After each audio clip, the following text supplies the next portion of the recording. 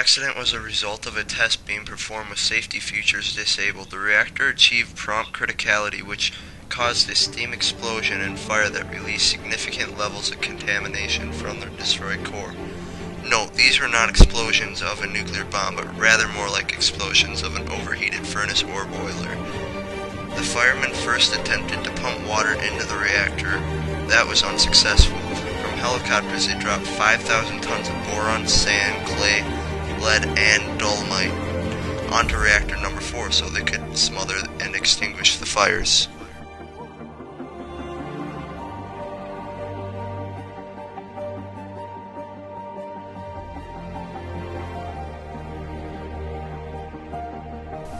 On April 26, 1986 at 1:23 a.m., Unit 4 experienced a severe reactivity excursion accompanied with a pressure surge and fire that destroyed the reactor and breached the surrounding building. Chernobyl had the right to obtain a license to operate a nuclear plant, but they failed the responsibility to operate it safely. 2 Chernobyl plant workers died the night of the accident. 28 people died within a few weeks of the accident. There is no evidence of a major health impact due to Chernobyl.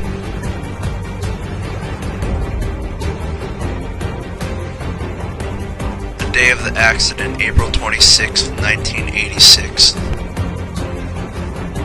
Chernobyl's nuclear plant operators were running tests to see how long the turbine generator would continue to supply power near rated voltage for essential equipment.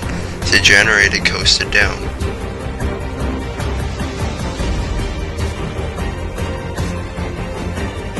At 1:05 p.m., turbine generator number 7 was shut down with the reactor at 50% power.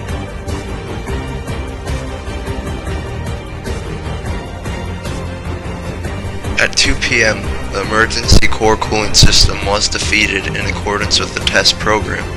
This was done to ensure that an accidental actuation that would interfere with the test. The load dispatcher required the power from Unit 4 and requested the test to be delayed.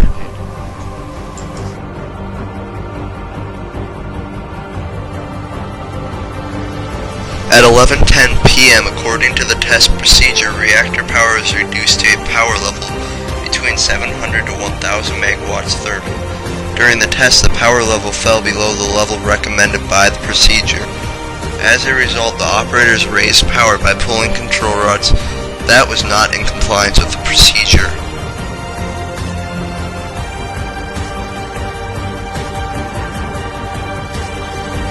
At 1:03 a.m., they added additional cooling water outside of what was allowed by procedure. Additional water flow required withdrawal of control rods to maintain power level. Operators experienced difficulty controlling steam pressure and water level. At this point, emergency protection equipment was bypassed.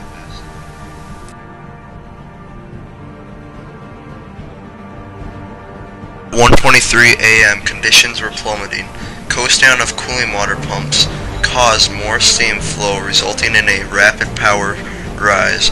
Operators attempted to insert control rods but were unsuccessful. A loud noise was heard from the reactor. The power peaked at 100 times its normal level. The significant release of energy lifted the 1,000-ton reactor cover plate off the reactor. Because the graphite inside the reactor had ignited, radioactive dust spewed out with the smoke traveling long distances.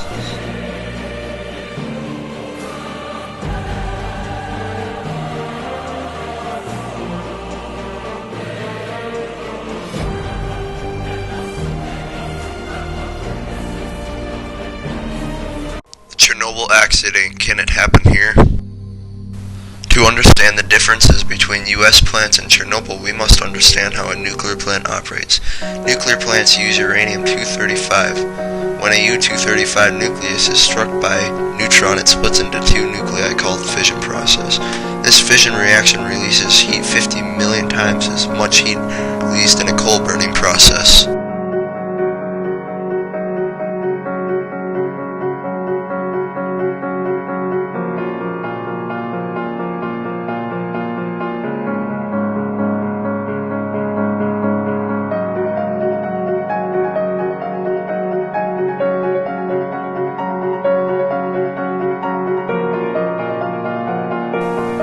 down neutrons, a lightweight nuclei that the neutrons can transfer energy to must be introduced. Materials introduced for this purpose are called moderators.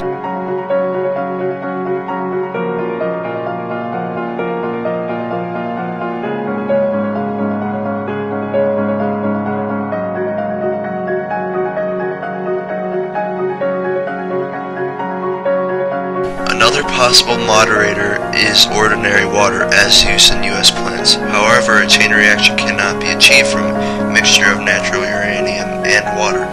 If natural uranium is enriched up to 3% from its normal 0.7%, then water becomes a good moderator. One problem with operating a reactor is controlling the rate at which the chain reaction proceeds, which determines the rate in which heat is produced. Inserting control rods made of boron that absorbs neutrons slows down the reaction. By withdrawing them, speeds up the chain reaction. Note that Chernobyl lost control of their control blades during the accident. In U.S. plants, the reactor vessel is filled with water that is rapidly pumped through to be transferred into steam to drive a turbine generator. At Chernobyl, the reactor consists of a large block of graphite with holes containing tubes of field rods inside of them. That water flows through to remove the heat. In a U.S. plant, should there be water loss, the chain reaction automatically stops. At Chernobyl, if water is lost, it is bad because the moderator still remains and it requires something to be done by a person or equipment to control the reaction.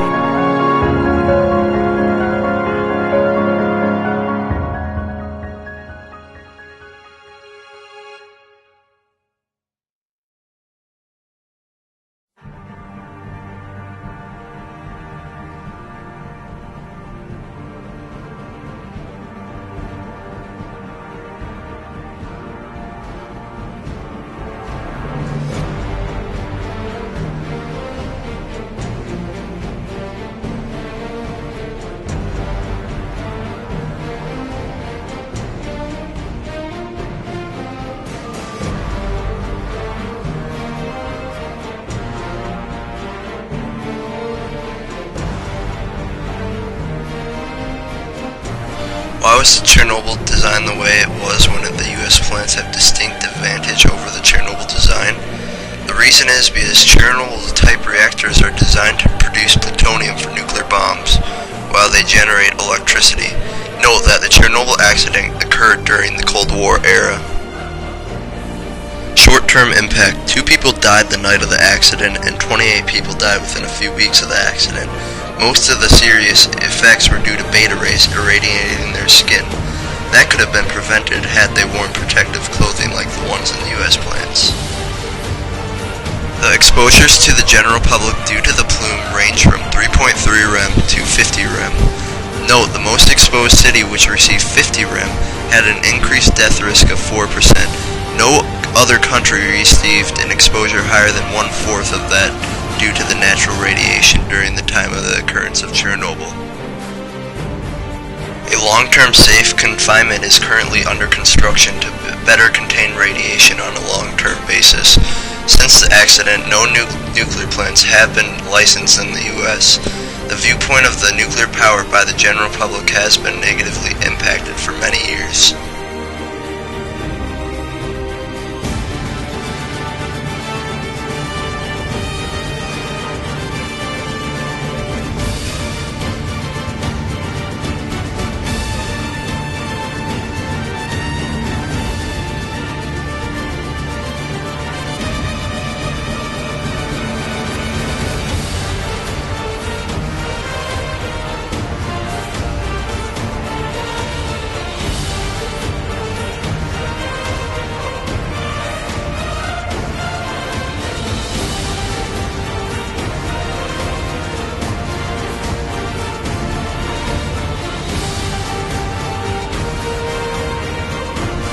One small pellet of uranium is equivalent to 1,780 pounds of coal, 149 gallons of oil, and 157 gallons of regular gas. One nuclear plant can produce enough safe, low-cost electricity to serve the needs to a city with a population of 750,000.